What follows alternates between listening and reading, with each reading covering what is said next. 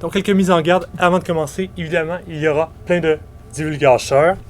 Également, il existe deux autres adaptations de Scott Pilgrim, un film et un jeu vidéo. Je vais vraiment beaucoup plus focuser sur la bande dessinée. Par contre, si vous avez des questions à la fin sur une des deux adaptations, ça va faire plaisir de répondre. Je connais quand même assez bien. La principale différence qu'il y a entre la bande dessinée et le film, c'est vraiment une question de développement narratif. Le film se déroule sur une période d'une semaine, la bande dessinée sur une période de plutôt 1 an. Donc, les personnages ont le temps de beaucoup plus évoluer et on a également le temps de voir les différentes saisons. Et tout le monde sait qu'une tempête de neige ou une canicule peut devenir de véritables quêtes au Canada. Donc, il s'agit de la troisième conférence que je fais sur la bande dessinée Scott Pilgrim du BDiste canadien Brian Lee O'Malley, publiée de 2004 à 2010. La première s'intitulait Scott Pilgrim contre le monde, notre génération, à travers le prisme des cultures de l'imaginaire. Et j'y analysais comment la bande dessinée trace l'un des meilleurs portraits de notre génération en observant notamment l'influence des jeux vidéo et de la culture gay sur plusieurs d'entre nous et le refuge que constitue l'imaginaire chez une génération qui a vu s'évanouir plusieurs rêves. Dans ma seconde conférence, j'analysais comment les codes du genre vidéoludique se retrouvaient subvertis au niveau du gender, notamment à travers le personnage de Ramona Flower et sa relation avec Scott Pilgrim. Je vais essayer de ne pas trop me répéter dans cette troisième conférence où je vais explorer comment se construit une communauté riche et diversifiée grâce aux cultures de l'imaginaire, communauté qu'on découvre à travers la mémoire déficiente et donc peu fiable de Scott. Ces problèmes de mémoire sont aussi présents chez l'ensemble des protagonistes de l'auteur et sont symptomatiques du passage à l'âge adulte. Donc ma première partie s'intitule Toronto, jeux vidéo et Peter Pan. Je vais vous résumer brièvement le récit, qui semble d'abord posséder la simplicité narrative des classiques emblématiques de la Nintendo. En effet, même si le récit se déroule dans le Toronto contemporain, l'œuvre récupère avec humour les tropes de l'univers vidéoludique. Scott Pilgrim apprend sa quête à la fin du premier tome. Il va devoir combattre les 7 ex maléfiques de Ramona Flower pour conquérir son cœur à la manière des boss à l'intérieur des donjons des Super Mario et The Legend of Zelda. Évidemment, à mesure que le récit progresse, cette quête est de plus en plus remise en question, en même temps que les rôles narratifs qui ont été initialement distribués. Scott a certes des moments glorieux, mais aussi ses heures plus larges par lesquelles ne passe jamais Samus, Mario ou Lynx. Ramona n'a jamais rien de la pauvre demoiselle en détresse, comme peuvent parfois l'être Peach ou Zelda. Et la majorité des autres personnages se révèlent assez extérieurs à la pseudo-quête, sans apporter leur soutien ou nuire à Scott à mesure qu'on avance dans les tomes. Vous pouvez voir à l'écran le récapitulatif au début du troisième tome qui montre les liens entre les différents personnages et les liens vont continuer à se faire au courant des 3 autres tomes. En fait, l'œuvre révèle sans grande surprise que la vie de jeune adulte s'éloigne assez rapidement de la simplicité des schémas narratifs d'un vieux jeu de baston, de plateforme ou d'aventure, avec une quête rapidement identifiable, altruiste et profitable. En effet, Toad ou Impa nous apprennent que la princesse sera dans le dernier château et qu'en la libérant du dernier boss, on sauve le monde et obtient la fille. Mais bon, critiquer les schèmes des contes chevaleresques auxquels beaucoup de jeux classiques appartiennent n'est pas quelque chose de particulièrement rare. Par exemple, Shrek le faisait déjà très bien en début 2001. Ce qui, à mon sens, différencie Scott, et c'est également le cas pour les autres œuvres de Brian Lee O'Malley, c'est comment la narration rend de plus en plus confuse la frontière entre la réalité et la fiction dans la diégèse à mesure qu'on progresse. Si l'œuvre débute en proposant un réalisme imaginaire geek, le regard du protagoniste sur son expérience et son passé est remis en question, surtout vers les derniers tomes. Mais il ne s'agit pas simplement de neutraliser la part d'imaginaire et se déplacer dans un monde qui serait réaliste comme le nôtre. Des éléments merveilleux existent dans la plupart des mondes de l'auteur et sont acceptés comme n'importe quel événement quotidien. Par exemple, Scott et Kim peuvent être en train de bavarder dans les rues de Toronto quand un ninja coupe l'autobus en deux.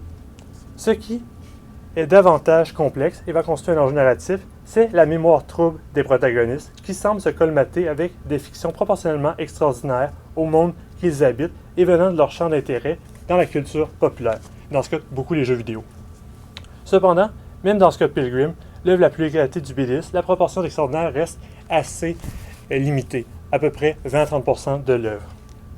Le développement est donc majoritairement axé sur ce qui constitue la vie de n'importe quel jeune adulte, avec une ouverture de la vie sociale qui devient plus diversifiée et l'abandon de la banlieue, de l'enfance et des catégories appartenant généralement au secondaire, qui illustre assez bien un film comme The Breakfast Club. On se déplace beaucoup dans Toronto, pas à la manière d'un touriste, mais celui qui habite l'espace. La multitude de lieux éclectiques renforce le caractère réaliste du récit. On voit la bibliothèque de Toronto, The Rocket, qui était à l'époque une petite salle de groupe amateur indépendant, aujourd'hui fermée, Pacific Mall, qui est un supermarché asiatique, Sonic Boom, grand magasin de disques indépendants, des boîtes de nuit, des restaurants. En tout, Wikipédia recense 18 lieux réels. Apparaissent également très rapidement les différentes responsabilités de jeunes adultes et l'adaptation parfois difficile de Scott. La bande dessinée aborde la précarité financière des jeunes adultes, les factures à payer, la cuisine à l'intérieur d'une mise en page suffisamment diversifiée pour ne jamais devenir ennuyante, voire même banale. Par exemple, lorsqu'on voit pour la première fois l'appartement de Scott et de Wallace, son coloc gay vraiment cool, la mise en page montre ce que chacun possède, ou plutôt ce que Wallace possède dans l'appartement. Il a en effet le lit, le tapis, la lampe murale, toutes les fournitures de cuisine, l'ordinateur et la télévision, tandis que Scott a plutôt des trucs qui traînent un peu partout sur le sol ou des trucs que Wallace lui a achetés. La mise en page rappelle aussi souvent les RPG et rend somme toute comparable des combats épiques et des quêtes beaucoup plus ordinaires, comme le besoin de trouver une bouteille d'eau en pleine canicule. Et c'est bien davantage son quotidien qui pose problème que les affrontements épiques. Son passé de gamer semble l'avoir préparé au second bien davantage qu'aux actions ordinaires et par moments aux réactions humaines. De fait, son emploi, qui consiste à couper des légumes et laver de la vaisselle, paraît encore plus abrutissant quand on le compare aux planches magnifiques où il affronte les ex-maléfiques. Je ne veux pas rentrer dans une lecture psychanalytique, mais ses rêves sont assez révélateurs de son imaginaire.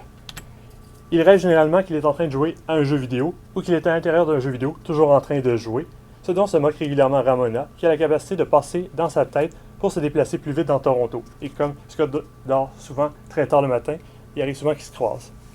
Il rêve aussi d'un immense désert infini qui représente son vide intérieur et sa solitude. En même temps, nul besoin d'aller chercher dans ses rêves pour constater l'intertextualité du jeu vidéo et si le médium avec lequel la bande dessinée entretient le plus grand dialogue, il va y avoir des références également à la musique, au cinéma et à la littérature. Par exemple, Kim demande à Scott de lui dessiner un mouton lorsqu'il se rend compte et on voit la stérine du manga gomme. J'aurais probablement pu passer une vingtaine de minutes à simplement cataloguer les différents clins d'œil. Ça aurait seulement été assez pauvre d'un point de vue analytique et assez vite de ma part, étant donné qu'il y en a à peu près autant que des gags, c'est-à-dire aux 2-3 pages. Ce qui me semble intéressant, c'est que l'œuvre n'utilise pas nécessairement les mêmes références selon le médium. La bande dessinée contient vraiment une multitude d'informations visuelles et iconiques et peut reprendre naturellement des références textuelles. À titre d'exemple, un chapitre s'appelle A Link to the Past, nom du troisième opus de la saga The Legend of Zelda. Le film va naturellement jouer sur l'aspect musical et il souligne dès le début l'introduction de Universal Pictures est entièrement réalisée en 8 bits. Lorsqu'il rêve, on entend également une fois le Fairy Theme de Zelda. Il y aurait énormément d'autres exemples à souligner. Le jeu vidéo rappelle entièrement l'esthétique et le gameplay d'un jeu sorti sur la NES, sorte d'hybride moderne entre un Double Dragon et un River Ransom City. Lors des niveaux bonus, on se déplace sur un parcours qui ressemble au Rainbow Road des Mario Kart en cassant des briques des mondes souterrains de Super Mario. Il y a également des cochons tirelires volants, mais ça, je ne sais pas trop d'où ils ont pris ça. Dans la BD, un game over survient également lors du premier affrontement entre Scott et Gideon, le dernier ex maléfique. Si l'œuvre se construit en montrant la place des jeux dans l'imaginaire moderne, il constitue aussi une fuite dans l'imaginaire pour Scott. Le personnage reprend la figure de Peter Pan. À la manière de l'éternel enfant volant, il plonge dans l'imaginaire de son époque en refusant d'endosser les responsabilités d'un adulte. En effet, alors que Scott a fui assez lâchement sa première rencontre avec le dernier ex maléfique et qu'il n'a aucune idée d'où se trouve Ramona, ni même si elle est encore intéressée par lui, une quête l'occupe durant tout le premier chapitre du Dernier Tome, celle de réussir à sauver le monde dans un jeu vidéo rétro. On va y à l'écran. Évidemment, des proches comme Wallace et Stephen lui disent qu'il doit réagir au dernier événement, surtout qu'il y a des mois qu'il semble procrastiner. Son regard rivé sur l'écran minuscule, voire la bave sur le bord de sa bouche, ne donne pas l'impression qu'il les écoute très attentivement, en plus de lui donner un air pas très intelligent. À la fin du chapitre, il annonce triomphalement qu'il a battu ce gars dans le jeu vidéo. Avec la fin de l'aventure se fissure l'idée de progression du héros solaire et solitaire. Le nom des tombes suggère ironiquement une évolution héroïque classique avec une situation initiale bien paisible et un dénouement épique à une aventure enrichissante. Le premier tome s'intitule Scott Pilgrim Precious Little Life et le dernier Scott Pilgrim Finest Hour. Mais est aussi suggéré une évolution totalement grandiloquente à la taille de l'aventure. Dans le deuxième tome, Scott Pilgrim affronte le monde.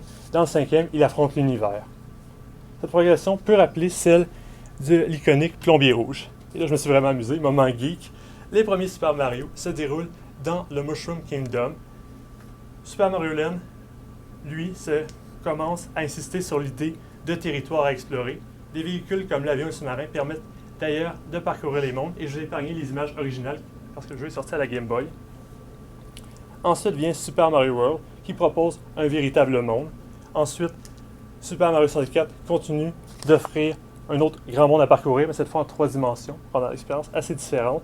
Et finalement, les deux Super Mario Galaxy constituent le plus vaste aventure du célèbre Plombier Rouge à ce jour. Par contre, ce type d'univers dont Mario est iconique n'a jamais eu de volonté de vraisemblance. Les personnages n'ont à l'origine pas vraiment de personnalité et l'aspect visuel n'a été développé que beaucoup plus tard. C'est une anecdote très connue qui est la raison pour laquelle Mario a sa célèbre moustache et que les pixels de l'époque ne lui permettaient pas de faire une bouche. Notre progression ne s'inscrit pas vraiment dans une histoire plus longue qui aurait une chronologie passée ou future et on peut recommencer l'aventure autant de fois qu'on veut jusqu'à ce qu'on arrive au dernier château. Passons à la seconde partie, mémoire déficiente, champignons et chats. Tout au long de la diégèse, Scott remarque qu'il ne se souvient pas de certains souvenirs. On peut au début penser qu'il ne s'agit que de la négligence habituelle de Scott, cependant c'est des trous de mémoire qui reviennent trop souvent pour être anodins narrativement. D'autant plus que les questions de la mémoire et du réel sont présentes dans toute l'œuvre du BDS et je vais en profiter pour faire un léger panorama de son œuvre. Je m'avancerai assez peu par contre sur sa dernière, Snot Girl, dont le premier tome est sorti en février passé. Je dirais seulement qu'il s'agit d'une blogueuse tendance à Los Angeles qui pense avoir involontairement tué une nouvelle amie rencontrée très récemment dans les toilettes d'un bar. Elle se souvient du sang, mais surviennent des textos, des appels, puis le retour de l'amie en question. Et pourtant, un détective semble enquêter sur sa mort. Bref, ce sera à suivre, surtout de la manière que finit le premier tome, ça je ne vous le spoil pas. Ensuite, nous avons Surgun, qui rappelle le film Effet papillon, avec des champignons et un tortillement de la réalité plus labyrinthique. Cathy, une jeune chef talentueuse, veut ouvrir son propre restaurant, même si celui où elle travaille est déjà quasiment comme le sien. Tout le monde la considérant comme celle qui lead la place, même si ce n'est pas vraiment son rôle.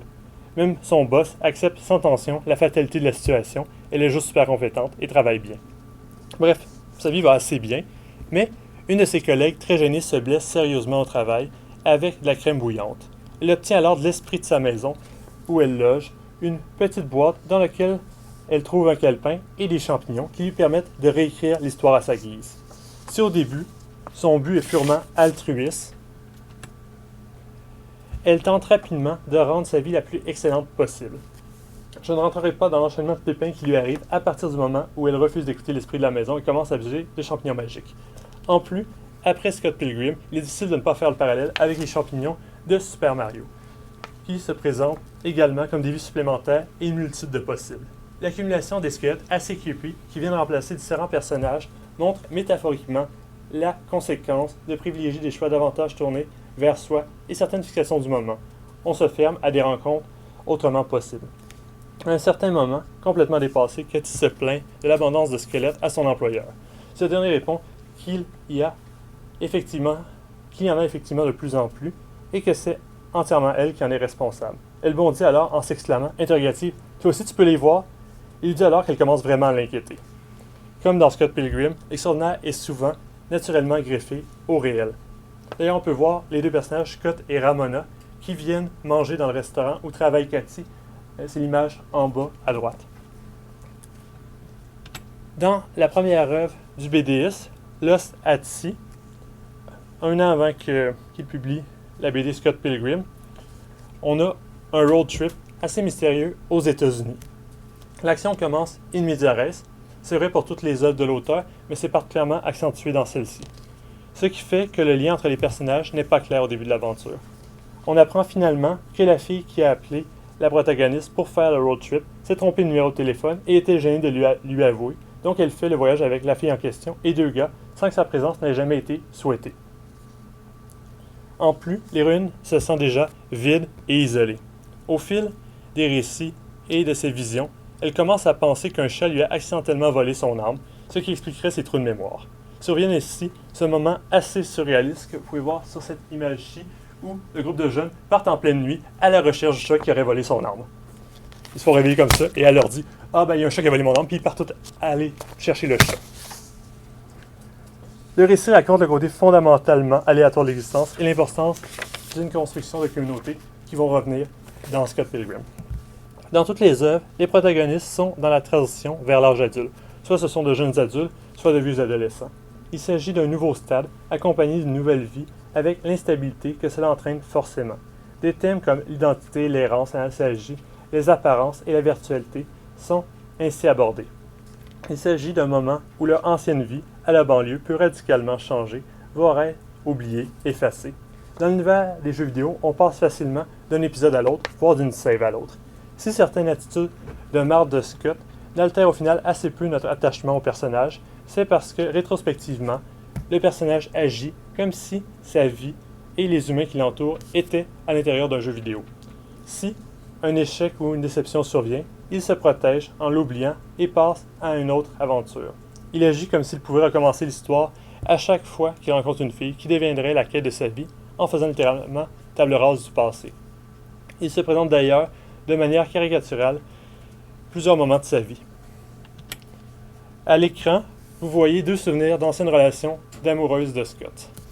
Le même décor est utilisé pour résumer 2 relations avec des filles complètement différentes, en plaçant Scott comme héros de l'histoire et comme amoureux formidable. Ces souvenirs surviennent justement lorsque les 2 ex l'accusent d'avoir été assez lamentables.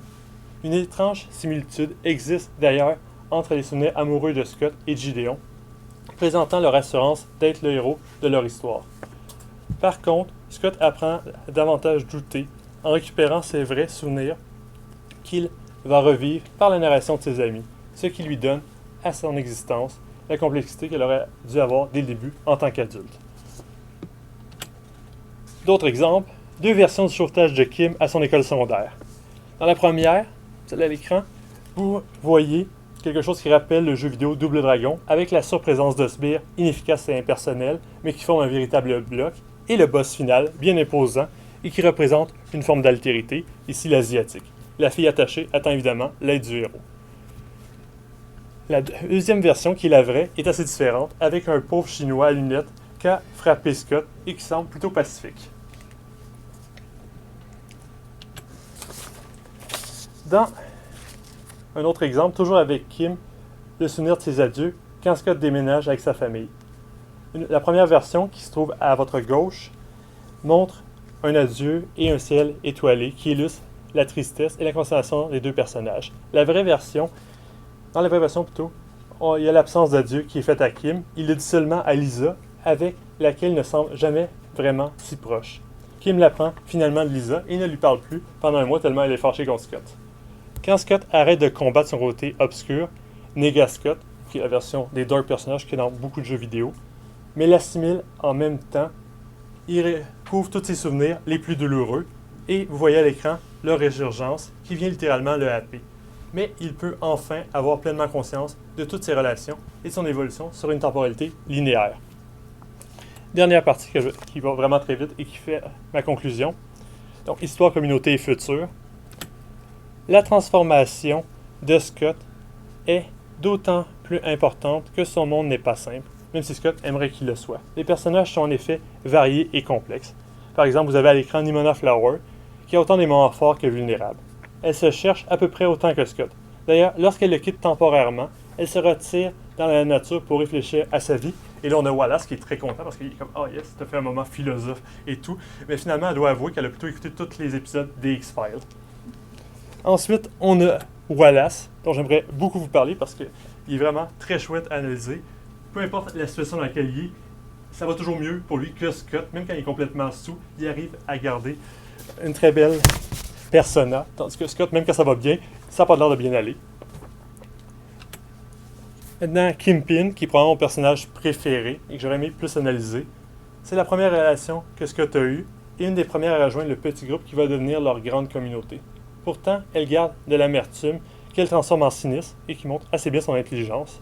Plutôt que de rêver de jeux vidéo, on la voit rêver de la mort de Scott. J'ai aussi mis ces planches parce que c'est un des moments où la narration focalise sur un autre personnage que Scott. Ce sont toujours des moments assez courts, mais il y en a vraiment beaucoup à travers les 6 tomes.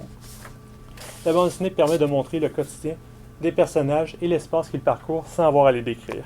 Et Scott peut y apparaître ou non comme n'importe quel personnage. À travers les flashbacks, on voit l'évolution de l'amitié entre les personnages. Scott affiche d'abord l'attitude du gamer solitaire en demandant à Lisa ce qu'elle fait dans sa maison quand elle vient le voir pour jouer avec lui. L'amitié entre elle, lui et Kim se tisse néanmoins petit à petit en gamant et en jouant de la musique. Dans les 6 tomes, on voit les étapes significatives rétrospectivement et pourtant tellement banales au moment où elles ont lieu. Mais elles permettent de former et rassembler cette communauté qui ne va cesser de grandir et de s'enrichir. En plus d'élargir ses activités, elle va occuper certains lieux. Les restaurants et les bars sont des endroits importants dans l'ensemble de l'œuvre du BDisme où les personnages peuvent se rassembler. Pourquoi Scott Pilgrim est une œuvre aussi importante à mon avis? Outre ses qualités formelles et son rythme maîtrisé, il s'agit de l'importance qui est accordée à l'imaginaire, toutes les formes d'imaginaire, et à la création d'une communauté. En tentant de reconstituer la mémoire déficiente de Scott et ses errances de jeune adulte, on se trouve à réécrire l'histoire d'une part suffisamment représentative de jeunes de notre génération qui ont grandi en jouant sur le vieux sofa dans le sous-sol à des consoles de jeux vidéo pour expliquer le grand succès de l'œuvre. Je vous remercie.